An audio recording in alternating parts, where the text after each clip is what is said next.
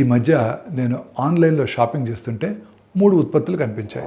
3 కూడా మీకు ఒత్తిడి తగ్గిపోతుంది, హార్మోన్స్ సరిగా అవుతాయి, నిద్ర చాలా బాగుంటుంది అని ఒకేలా చెప్తున్నాయి. చూస్తే మందుల్లో కూడా అనిపించాయి. కాస్త జాగ్రత్తగా చూశాను. ఒక బ్రాండ్కి డ్రగ్ లైసెన్స్ ఉంది, మిగతా రెండింటికి ఫుడ్ లైసెన్స్ మాత్రమే ఉంది. ఇక్కడే అసలు తేడా ఉంటుంది. దీని గురించి వాళ్ళు చెప్తాను వినండి.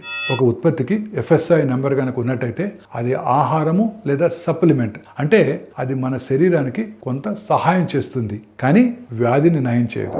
ఇక మందు అయితే మాత్రం డ్రగ్ లైసెన్స్ ఉండాలి. అది ప్రత్యేకంగా చికిత్స కోసం తయారవుతుంది. ఆయుర్వేద ఉత్పత్తులకు కూడా మినహాయింపు కాదు. వాటికి కూడా ఆయుష్ డిపార్ట్మెంట్ నుంచి సరైన లైసెన్స్ ఉండాల్సిందే. కానీ ఇప్పుడు చాలా ఉత్పత్తులు, ముఖ్యంగా అశ్వగంధ లాంటి వాటితో చేసినవి ఫుడ్ లైసెన్స్తోనే అమ్మేస్తున్నారు. కానీ ప్రచారం మాత్రం మందులాగా చేస్తున్నారు. ఇక్కడే మనకు గందరగోళంగా అనిపిస్తుంది. అందుకే ఇకపై ఇలాంటి వాగ్దానాలు చూసినప్పుడు బ్రాండ్ చూసి నమ్మకండి, లేబుల్ తప్పనిసరిగా చూడండి.